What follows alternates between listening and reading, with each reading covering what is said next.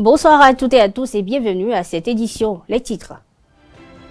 Annoncé au Brésil, le président du Bénin quitte Cotonou mercredi 22 mai prochain pour sa visite de travail avec son homologue. Leurs échanges porteront sur plusieurs secteurs dont la coopération et la culture.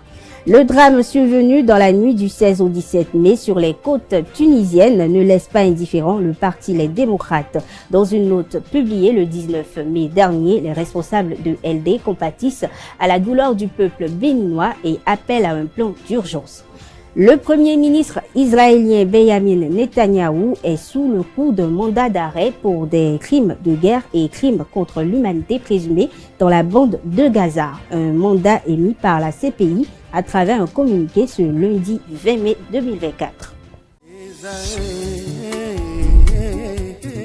L'École supérieure d'administration, d'économie, de journalisme et des métiers de l'audiovisuel ESAE offre de nouveaux challenges pour l'année universitaire 2023-2024. Étudiantes et étudiants, parents d'élèves nouveaux bacheliers, ESAE, c'est la garantie d'une formation de qualité à des conditions très avantageuses. À Gbedjromede, à Papa, à Boumekalavi et Parakou, inscrivez-vous en administration générale, administration du travail et de la sécurité sociale, trésor et finances publiques, impôts, diplomatie et relations internationales, journalisme et métiers de l'audiovisuel, gestion des marchés publics, planification et développement local, sciences économiques, sciences juridiques et toutes les filières des sciences de gestion. ESAE vous offre des bourses, demi-bourses et de réductions pour les premières inscriptions dans toutes ces filières. Waouh! En licence 1, 2 et 3 et en master, bénéficiez jusqu'à 50% de réduction sur tous nos sites. N'est-ce pas génial? Infoline. ESAE Gbedjromede, 3e rue à droite en quittant le carrefour Le Jador pour la BIBE Jéricho ou au plus 229 90 93 65 21 98 98 14 00 à Kpakpa au plus 229 52 88 33 33 à Boumekalavi au plus 229 52 88 44 44 Parakou au plus 229 52 46 12 12. ESAE, l'excellence à un an.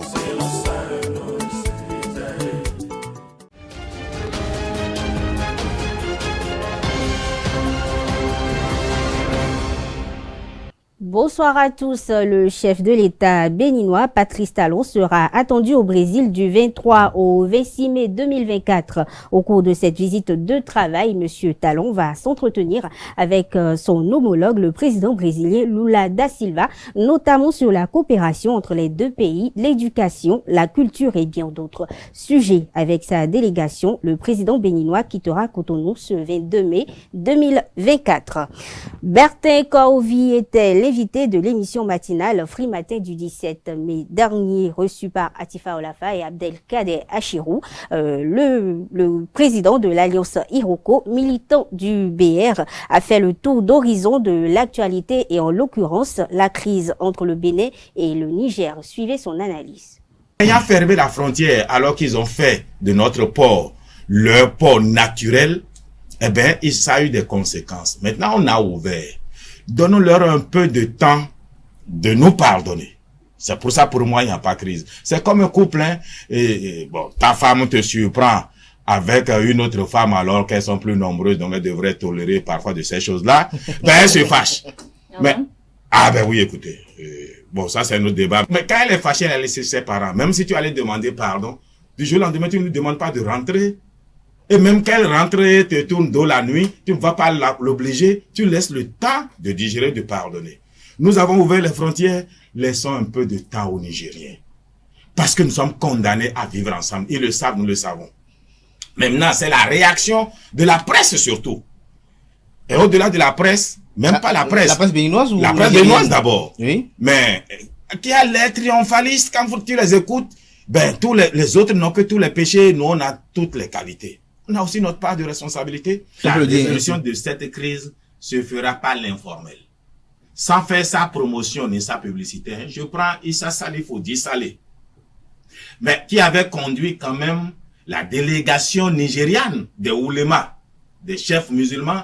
Mais au Niger, il est bien connu. Je ne parle plus de ma pauvre personne. On dira que je fais ma propre promotion. Les Nigériens savent ce que j'ai fait et les Béninois savent. J'ai même eu le culot de m'opposer au président que je défends par ailleurs. Parce que sur ce dossier-là, je savais qu'on allait lire l'heure. Et nous y sommes, je vous l'ai dit sur ce plateau. Vous n'avez pas oublié quand même. Tout à fait. Ah ben oui, la sagesse, ce n'est pas de savoir résoudre les problèmes. C'est de savoir les voir de loin afin de les éviter. Nous avons suivi la CEDEAO les yeux fermés et nous en payons le prix. Mais comme je vous dis, ce n'est pas une crise, ça va nous passer tous. Le panafricanisme était également au cœur des échanges. Suivons à nouveau Bertin Corvi. Quand tu prends certains Béninois, quand tu vois un Béninois qui fait une vidéo et qui affirme de façon péremptoire qu'il y a des bases, oh, le panafricanisme, il faut chasser les Français, et il affirme ces choses-là, il est Béninois. Vous voulez que le Nigérien qui n'a jamais mis pied au Bénin, il croit quoi lui? C'est aussi ça.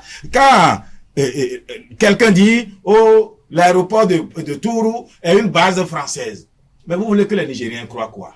Vous pensez qu'il y a des Béninois qui contribuent à envenimer la situation? Mais qui ne comprennent pas leurs responsabilités. Je vais vous donner l'Alpha Yarakene, contre qui je n'ai rien.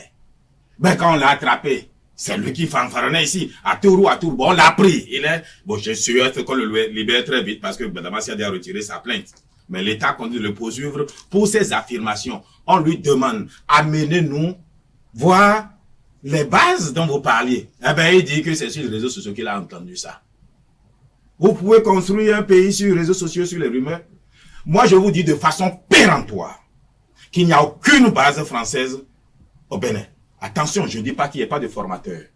Depuis 2014, même avant 2014, je sais que à Tanguieta, il y avait des Français qui formaient au camp de Tanguieta. Et après, mais vous avez oublié que les barbus sont souvent venus égorger ici. Vous n'avez pas oublié ça au nom d'Allah selon eux. Alors qu'il est écrit dans la sourate 5 verset 32 que celui qui a tué un innocent a tué l'humanité, le sang de l'humanité lui sera reproché. Voici des gens qui parlent au nom du Coran, mais qui peuvent aller égorger quelqu'un qu'ils n'ont jamais rencontré. Ceux-là ne sont pas certainement musulmans. Donc, nous ne pouvons pas continuer à rester les bras croisés. Quand on nous accuse d'avoir des postes militaires avancés vers le Niger, mais vous savez quand même que le Bénin est à la frontière du Liptako-Gourma.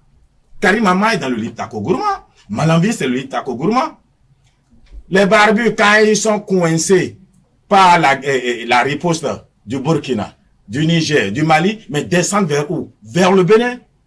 Et c'est ce qui a fait qu'on a aujourd'hui importé, sans le savoir, le terrorisme chez nous. Il fallait mettre des militaires à la frontière pour qu'ils sachent. Pour sécuriser le territoire. Pour sécuriser le territoire. Lors d'une conférence tenue à Dakar à l'occasion de la visite de Jean-Luc Mélenchon, le Premier ministre sénégalais Ousmane Sonko a réitéré la volonté de son pays à initier et encourager les grandes réformes monétaires en Afrique, notamment les questions liées au franc CFA. Pour l'éditorialiste au déchaîné du jeudi, Vianney Hassani, il s'agit d'une démarche souverainiste qui devrait être placée dans un cadre régional pour porter ses fruits. Il est au micro de Nosserine Fatoumbi et Francis Fahani. Je pense que c'est une dynamique qui est intéressante. C'est une dynamique qui s'inspire déjà d'un certain nombre de combats, de réflexions qui ont lieu en Afrique depuis un certain nombre d'années et qui se sont particulièrement cristallisés au cours des dernières années. Et il se trouve que l'avènement au pouvoir du PASTEF, donc le parti d'Ousmane Sonko et du président qui a été élu récemment, s'inscrit dans cette veine-là, dans cette démarche-là, c'est-à-dire que de plus en plus, il y a une vraie volonté de décolonisation et donc de mise en avant de la souveraineté des pays africains, et ça passe par la question de la monnaie. La question de la monnaie qui devra être réglée, non pas dans le cadre des États, des micro-États qui sont en place, mais dans un cadre au minimum sous-régional. Et donc, je pense que la démarche souverainiste du président du PASTEF Sonko et du président de la République sénégalaise nouvellement élu. Donc je pense que c'est une démarche qui est inspirante, c'est une démarche qui est cohérente, qui s'inscrit dans une dynamique en cours, mais qui devrait être davantage cadrée et placée, je pense, dans un cadre sous-régional pour que ça porte vraiment ses fruits. Je l'annonçais en titre, le parti Les Démocrates a réagi par rapport au drame des côtes tunisiennes dans lequel plusieurs Béninois sont morts. Dans un communiqué, ils appellent instamment le régime du chef de l'État Patrice Talon à accorder une priorité absolue à la mise en place d'un plan d'urgence visant à combattre la pauvreté croissante qui affecte gravement le Bénin. Il faut rappeler que le ministère des Affaires étrangères du Bénin a relayé la tragique nouvelle de la noyade des dizaines de migrants de différentes nationalités, y compris des Béninois, suite au naufrage d'une embarcation transportant environ 50 personnes. Les postiers ouest-africains réfléchissent depuis ce mardi matin sur une solution innovante pour booster le transport à la faveur d'un atelier régional tenu à Cotonou, organisé par la Conférence des postes des États de l'Afrique de l'Ouest en collaboration avec l'UPU. Cet atelier regroupe plusieurs acteurs du secteur. Le reportage est signé Larios Adiaguno. Réfléchir sur des actions innovantes pour insuffler une nouvelle dynamique au secteur du transport en Afrique de l'Ouest. Une vingtaine de délégués des postes de 15 pays de la CEDEAO y travaillent à Cotonou pendant 3 jours. Le présent atelier qui s'ouvre ce jour nous donne l'occasion, premièrement, de bâtir un modèle d'acheminement nouveau et plus solide, de construire un réseau de transport fiable et plus flexible, et d'adopter une approche plus efficiente et collaborative entre les opérateurs régionaux désignés.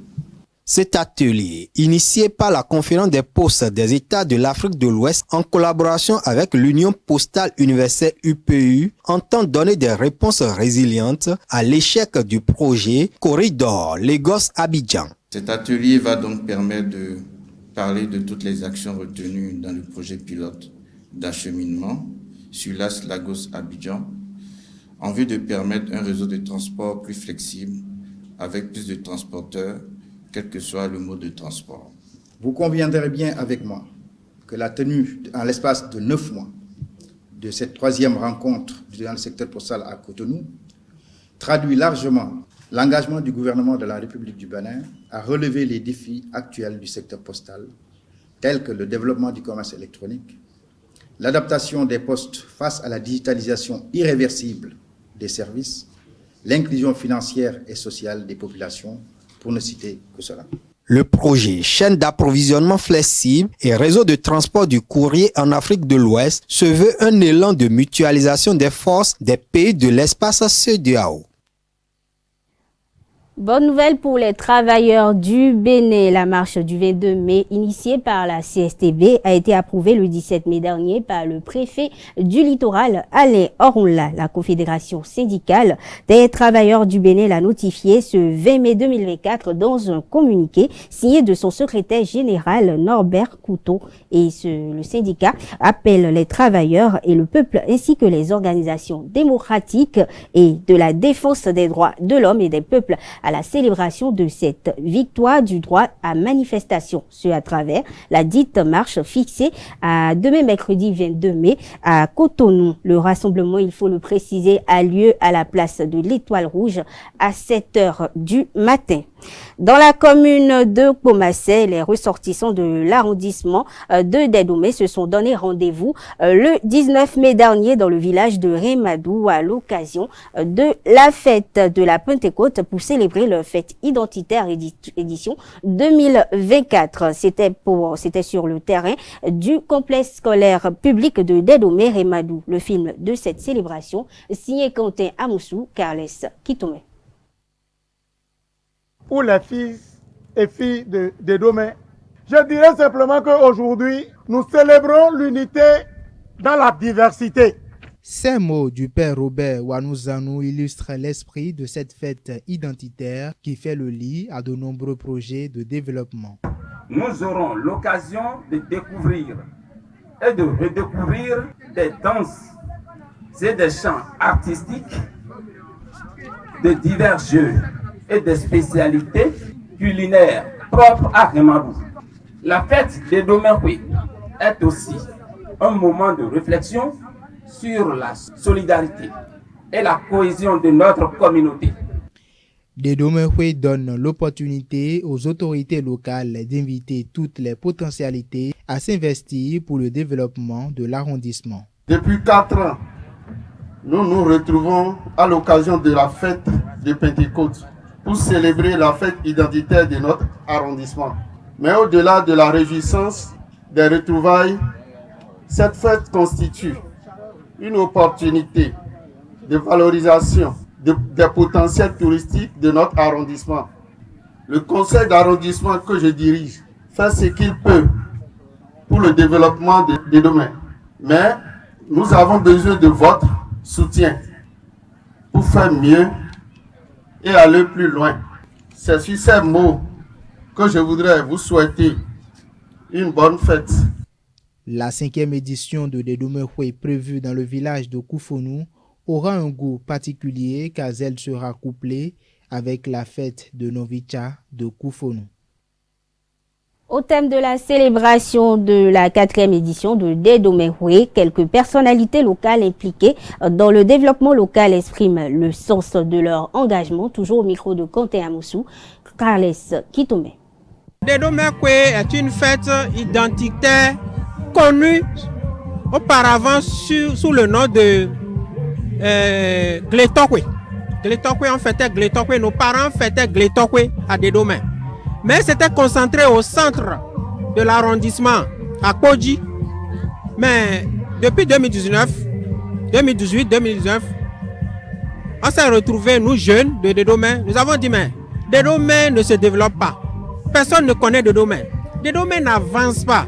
Et quand tu parles de Dedomehwe, en dehors de Komassé, qui lui-même n'est pas connu, les gens se demandent, mais c'est où Dedomehwe, c'est où Komassé? Nous avons dit non, il faut créer, il faut faire une innovation.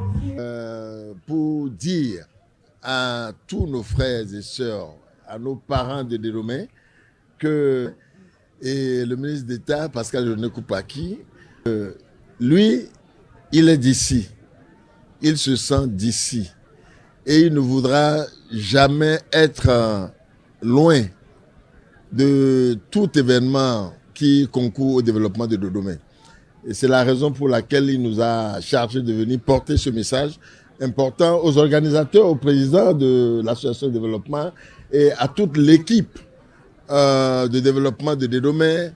Le combat que nous faisons, c'est d'unir les filles et fils de Dedomehwe. Et vous savez, pour ce genre d'événements, lorsque ça s'organise de cette façon-là, on pense très bien atteindre l'objectif d'union des ressortissants de Dedomehwe. Donc, nous nous inscrivons dans la logique d'accompagner le gouvernement à pouvoir atteindre ces objectifs de développement à la base. Passons à présent à l'actualité internationale et démarrons par le Nigeria où des hommes armés à moto ont tué une quarantaine de personnes lors d'une attaque dans le centre-nord du pays. La nouvelle a été donnée par le commissaire à l'information du gouvernement local, Moussa Ibrahim Achoms, ce 21 mai 2024. L'attaque, il faut le préciser, est survenue hier soir dans le district de Ouass, dans l'état du Plateau. La Cour pénale internationale CPI a déclaré hier lundi avoir émis un mandat d'arrêt contre le premier ministre israélien Benjamin Netanyahou. C'était pour crime de guerre, et crime contre l'humanité présumé dans la bande de Gaza. Il n'est pas le seul, il faut le préciser. Le ministre de la Défense d'Israël, Yoav Gallant, et trois dirigeants du Hamas sont également dans le viseur de la CPI. L'annonce a été faite à travers un communiqué et en réponse, Israël dénonce le déshonneur historique de la CPI et l'État hébreu ne souhaite pas être mis en banc des nations selon Garson Yaakov, avocat spécialiste en droit international qui estime qu'Israël n'a commis ni crime de guerre ni crime contre l'humanité à Gaza. Terminons ces actualités internationales par l'ONU et ce mardi mardi 21 mai 2024, le tribunal international du droit de la mer a tranché en faveur d'un collectif de petits pays insulaires qui lui demandait de renforcer des obligations climatiques de l'État signataire de la Convention de l'ONU sur les droits de la mer. Ratifié par 157 pays, le dit traité impose une obligation